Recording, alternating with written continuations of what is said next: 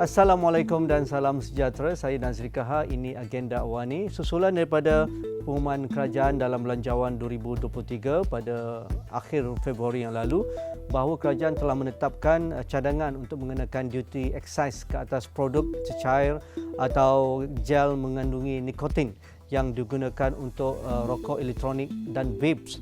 Langkah ini membolehkan kerajaan mencukai industri vape yang dianggarkan berbilion ringgit, hampir 2 bilion ringgit satu tahun, dan masih yang sama untuk menyokong usaha untuk tidak menggalakkan penggunaan e-rokok ataupun rokok elektronik dan vape.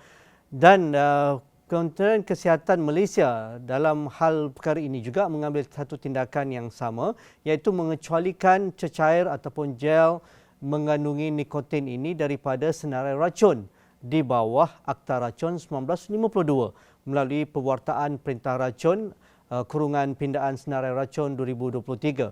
KKM juga akan membentangkan rang undang-undang baharu yang akan mengawal selia semua produk merokok termasuk bahan merokok yang mengandungi nikotin yang digunakan untuk tujuan merokok. Jadi dua perkara yang diangkat dalam perbincangan kita pada malam ini. Yang pertamanya, kerajaan mencadang untuk mengenakan duty excise kepada cecair ataupun gel yang mengandungi nikotin bagi industri rokok elektronik dan juga vape. Dalam masa yang sama, Kementerian Kesihatan Malaysia mengambil tindakan mengecualikan ataupun mengeluarkan cecair ataupun gel mengandungi nikotin ini dari senarai racun di bawah Akta Racun 1952 yang mana untuk membentangkan rang undang-undang baru yang akan mengawal industri rokok dan juga bahan-bahan yang mengandungi nikotin ini. Jadi di talian melalui Google Meet pada malam ini, Profesor Madya Dr. Nur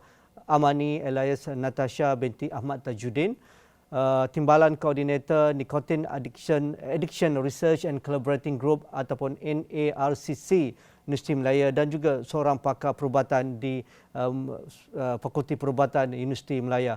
Apa khabar Dr. Nur Amani? Alhamdulillah, baik, Alhamdulillah. Minta maaf doktor kerana puasa-puasa ni kita terpaksa bercerita pasal isu yang dekat dengan doktor, tetapi inilah yang didebatkan di kalangan masyarakat, di kalangan pakar perubatan dan juga aktivis yang menentang penggunaan tembakau di kalangan remaja dan juga kanak-kanak ini. Jadi komen awal Dok berkaitan dengan dua perkara yang saya angkat tadi. Okey, terima kasih banyak Tuan Haji. Mengenai nikotin yang dikeluarkan daripada Akta Racun, daripada senarai Akta Racun untuk dimasukkan ke dalam Akta Makanan. Ia dikeluarkan, kenyataan itu dikeluarkan pada 1 April 2023, dan kita berharap sebenarnya benda tu salah satu mungkin April Fool saja, tapi sebenarnya dia dah jadi betul lah. Jadi apabila kita pakar-pakar perubatan, sebenarnya bukan saja daripada Universiti Malaya lah, daripada seluruh Malaysia pun, apabila kita mendapat berita ni, kita berasa sungguh terkejut kerana kita tahu nikotin ni sebenarnya adalah benda berbahaya, benda berbahaya yang memang sudah diketahui sejak berpuluh-puluh tahun yang dulu, bahawa bahan kimia yang bernama nikotin ni memudaratkan secara fizikal dan mental. Jadi persoalannya adalah apabila nikotin ni diletakkan ataupun dipindahkan ke dalam Akta Makanan, dikeluarkan daripada senarai racun dalam Akta Racun tu, adakah bermakna nikotin ni boleh makan? So saya mohon untuk semua berfikir soalan ni dan tanya balik, nikotin ni boleh makan ke tidak? Okay? Ada data, banyak data daripada Pusat Racun Negara yang berpengkalan di Universiti Sains Malaysia, di mana di dalam beberapa tahun yang lepas, termasuklah tahun lepas, ada kes yang dimasukkan, kanak-kanak yang dimasukkan ke hospital kerana keracunan jus e-cigarette. Dia punya jus e-cigarette tu mengandungi nikotin. Jadi sebab parent dia letak merata-rata, so budak ni buka saja e-jus tu dan minum, jadi keracunan dan masuk hospital dan terpaksa dimasukkan tiub pernafasan. Jadi di mana logiknya meletakkan nikotin di bawah Akta Makanan? Kerana apabila kita buat program dekat sekolah-sekolah, kita banyak buat program di sekolah-sekolah di sekitar Petaling Jaya dan Kuala Lumpur mengenai isu rokok dan vape di sekolah menengah. Mereka sendiri bertanya kepada kami, jika rokok dan vape ni adalah memang berbahaya dan tidak mendatangkan kebaikan langsung kepada tubuh badan, kenapa ia tidak diharamkan saja?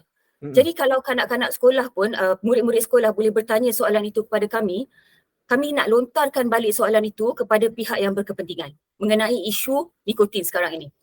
Okey, itu yang pertama, mengeluarkan nikotin dari akta racun ke akta makanan.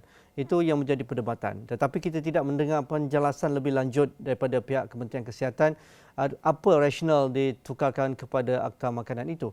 Tetapi berkaitan dengan tujuan kutipan cukai ini bukan perkara baru.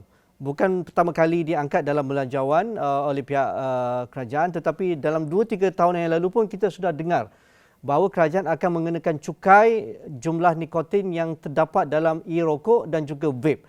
Jadi kita pun sudah tahu ini akan dilaksanakan oleh kerajaan untuk mengawal selia ataupun meregulasi industri vape dan juga e-rokok. Apa pandangan doktor? Okey, mengenai cukai untuk e-rokok lah vape ni ya.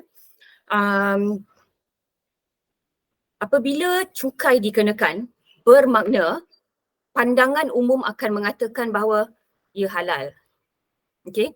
Apabila pandangan umum mengatakan ia halal, bermakna sesiapa saja boleh membelinya walaupun dikenakan cukai. Dan kita tahu menurut dalam kenyataan yang saya baca di dalam surat khabar ya, yang dikatakan oleh Perdana Menteri kita, separuh daripada cukai itu akan disalurkan balik kepada Kementerian Kesihatan Malaysia untuk merawat penyakit-penyakit lah. Tetapi apabila cukai ini dikenakan, okey, kenapakah cukai ini dikenakan sebelum diluluskan sesuatu undang-undang baru iaitu RUU Generational Endgame? Kenapa tak dibahaskan dan diluluskan dahulu rang undang-undang Generational Endgame sebelum cukai vape diluluskan ataupun diluluskan ini? Jadi untuk pemain-pemain industri, mereka akan bertepuk tangan kerana ini adalah hasrat mereka. Mereka mahu benda ini mendapat sambutan ramai. Mereka tahu benda ini akan membawa keuntungan kepada mereka. Jadi di sini kita lihat orang yang kaya semakin kaya, orang yang miskin semakin miskin. Kenapa saya cakap macam tu? Orang yang jual vape ni untung dia banyak. Orang yang beli vape, okey, selalunya orang-orang yang membeli vape ni adalah golongan B40 dan M40 . Kebanyakan daripada T20 tak rokok dan tak vape. Kebanyakannya. Yang banyaknya menjadi mangsa rokok dan vape adalah B40. Ya. B40 ni apa? Mereka yang di bawah RM4,500 ke bawah kan gaji dia. Ya.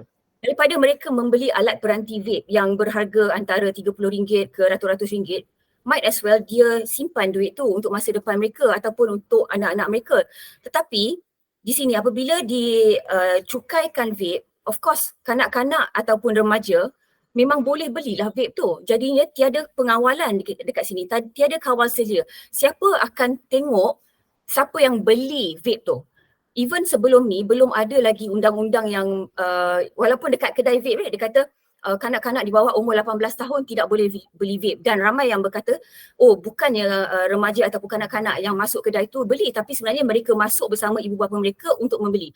Saya kata tidak, kerana apabila saya buat program, mereka kata, kanak-kanak yang kata senang je nak beli ni doktor, sebenarnya vape ni tukar baju sekolah, masuk kedai vape terus boleh beli. Diorang tak check pun kita orang. Diorang tak pergi pun dengan ibu bapa. Itulah. Okey. Ya.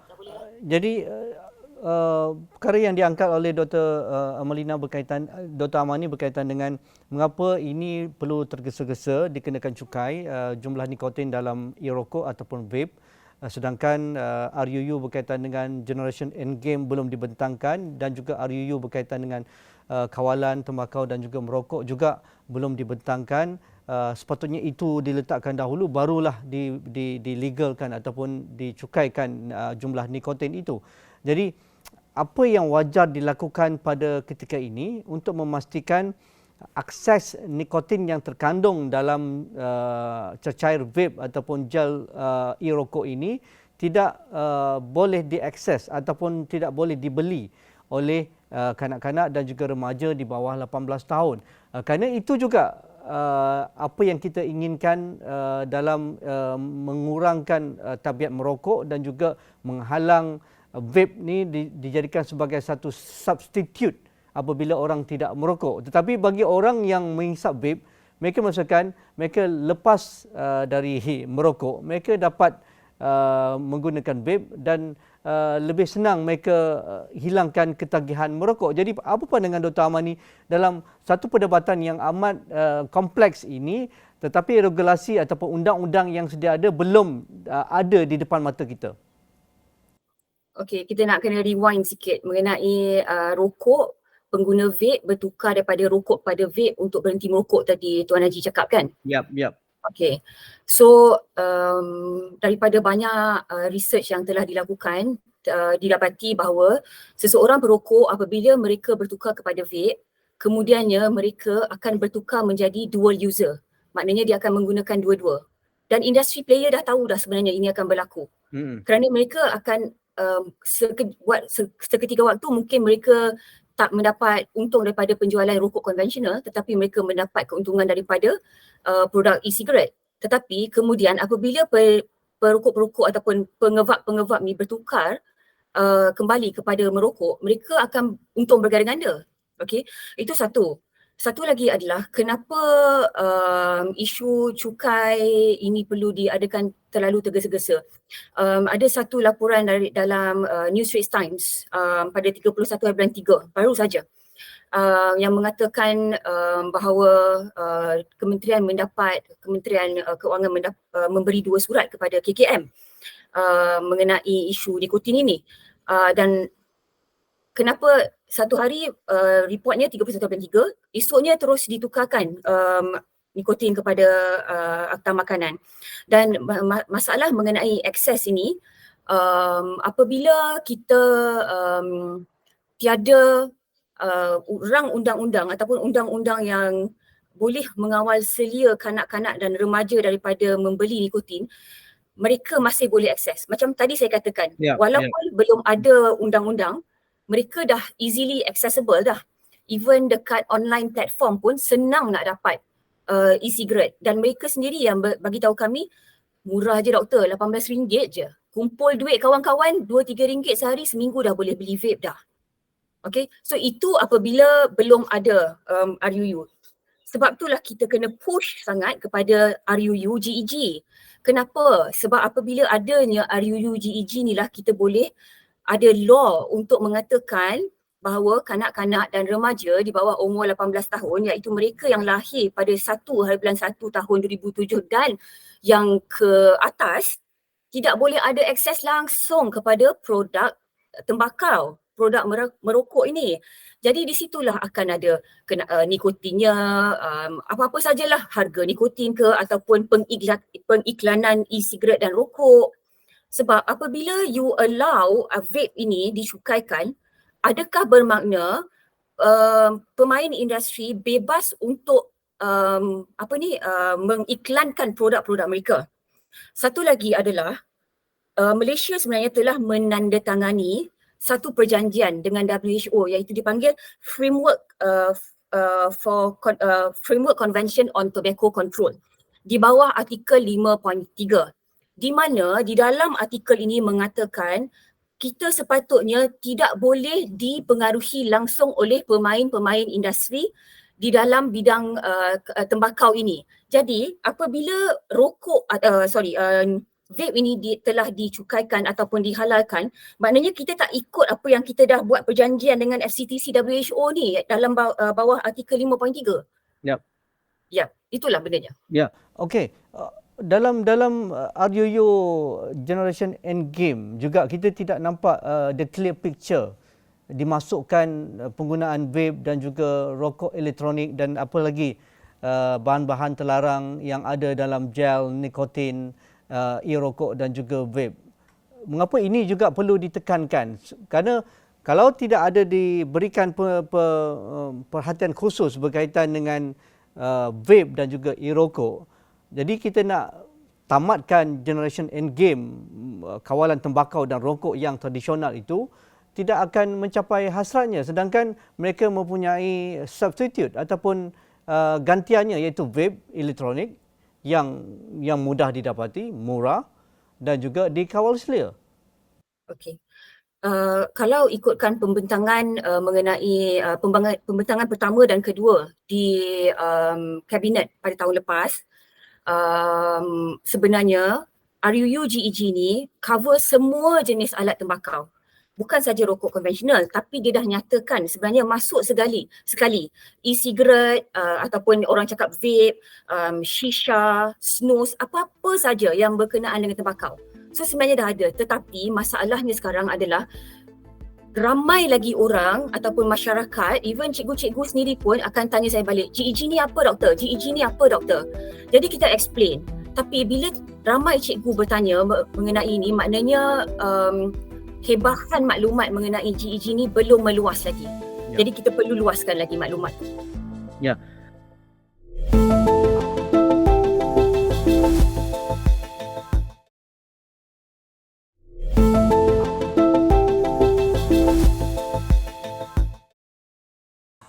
Dari kepentingan melepaskan nikotin dari Akta Racun 1952 dan dikenakan cukai ini, boleh ditangguhkan dahulu berbanding ditabelkan ataupun dibentangkan dan diluluskan Akta GEG dan juga Akta Kawalan Tembakau dan Rokok itu. Mengapa pakar-pakar perubatan amat tidak bersetuju dengan cara yang berlaku sekarang? Okey, nombor satu kan, nikotin. Tadi earlier on dia ada cakap pasal rokok, ketagihan rokok berpindah kepada vape. Okey. Ya. So kita bercakap pasal nikotin Nikotin ada dalam rokok dan ada dalam vape. Okey. Kalau tak diletakkan nikotin di dalam vape, tak ada siapa nak beli tau. Tak ada rasa lah. Dia bukan tak ada rasa. Nikotin dalam vape dia letak perasa dan perisa tiruan dan pewarna tiruan. Ya. Itu yang anggapan ramai remaja dan kanak-kanak yang hisap vape, dia kata, oh dia addicted kepada perisa dan perasa dan pewarnanya sebab ada bau yang sedap. Tetapi apa yang mereka tak sedar, bahan yang bernama nikotin inilah sebenarnya yang menyebabkan addiction. Kerana dengan satu kedua sedutan saja, sama ada rokok konvensional ataupun nikotin, ia terus masuk ke dalam paru-paru. Dari paru-paru ia terus sampai ke reseptor-reseptor di otak. Okay. Apabila dia duduk di reseptor di otak ni, after a while, nikotin tu dia akan hilang tau. Apabila hilang, dia bagi tahu balik kepada brain, dah habis lah nikotin, tolong rokok balik, tolong vape balik. So it's actually nikotin punya addiction. Sebab itulah mereka nak keluarkan nikotin daripada akta racun. Sebab nikotin ni sebenarnya benda yang macam emas dalam vape sebenarnya. Okay. So kalau you bertukar daripada rokok konvensional kepada vape, tak bermakna lebih selamat. Walaupun dalam vape sebenarnya ada lebih kurang dalam 250 ke 350 bahan kimia berbanding dengan rokok konvensional yang ada 4,000, it does not mean you terjun tingkat 20 versus tingkat 13 tu, tingkat 13 tak mati. Betul tak? It's either you are going through a slow death ataupun a fast death. Ya, Dr. Mani, itu isunya. Untuk memastikan regulasi ataupun kawalan yang berhati-hati, yang ketat kepada penggunaan nikotin ini dalam apa juga industri dan apatah lagi dalam industri yang masih ada kaitan dengan tembakau dan juga merokok ini, iaitu e-cigarette dan juga vape ini, adakah sukatan tertentu yang wajar diketatkan ataupun kalau nak bagi pun ada sukatan-sukatan yang munasabah yang tidak akan memberikan satu kesan yang besar kepada mereka yang menghisap vape ataupun e-rokok, ataupun memang tak boleh langsung sebenarnya. Kalau nak benar pun, macam mana Dr. Mani? Di mana win-winnya? Win-win, tak ada win-win dah. Tak ada win-win dah dia.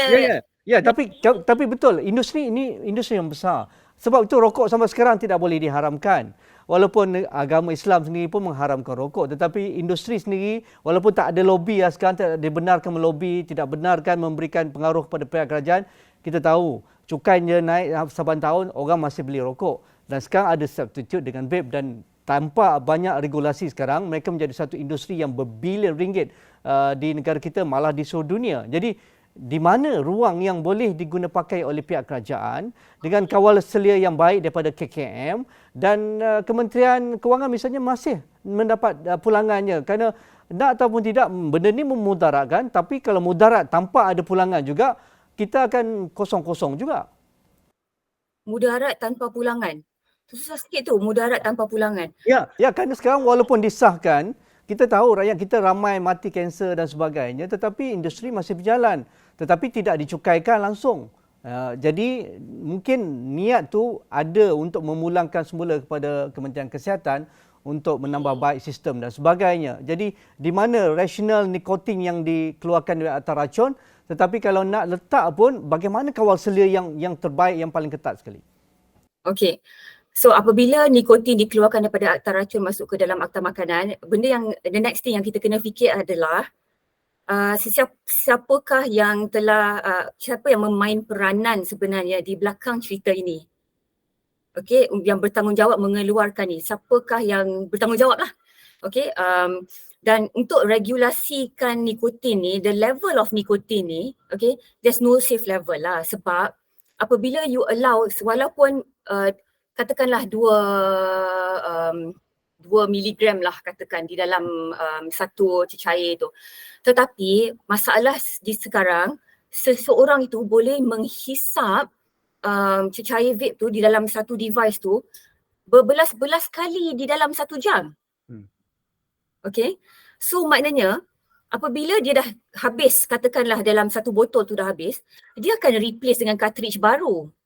So dalam 1 hari, walaupun you kata you regulate lah, letak yang paling minimum lah katakan, dia ganti dengan cartridge lain, so the total amount in a day yang seseorang tu ambil banyak juga, betul tak? So masih membahayakan nyawa.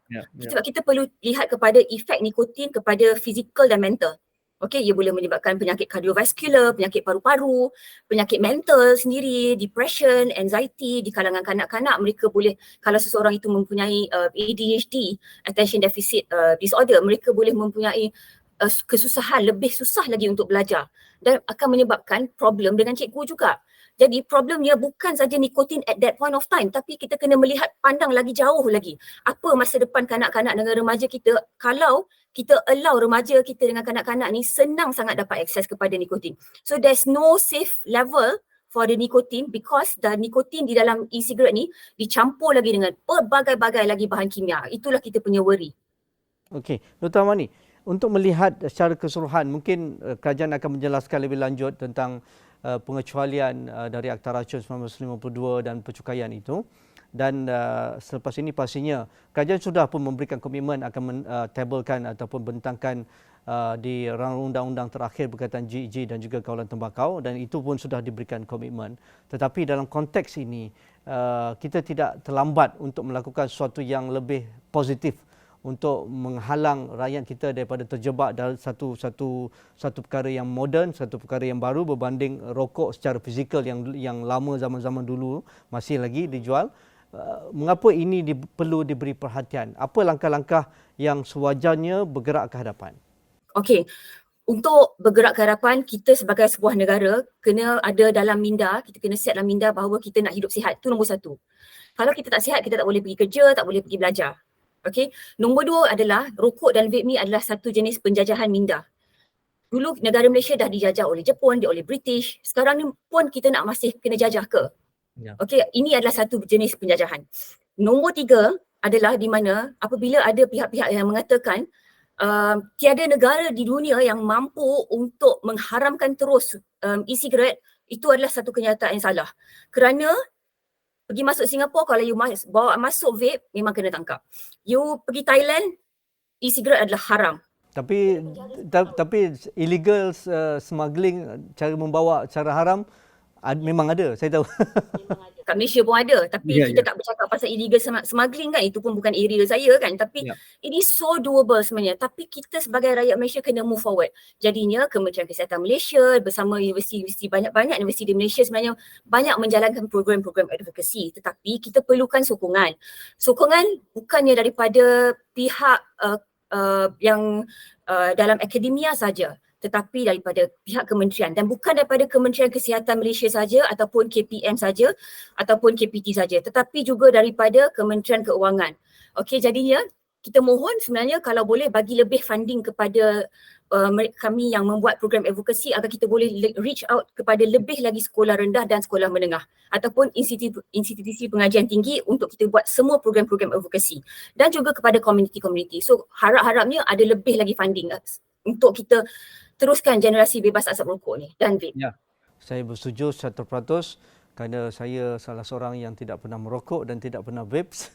Tetapi pastinya kita ingin udara yang lebih segar, anak-anak kita lebih sihat, dan itu tujuan sebenarnya. Apapun semua perkara ini pastinya sedang dilihat secara terperinci oleh pihak kerajaan.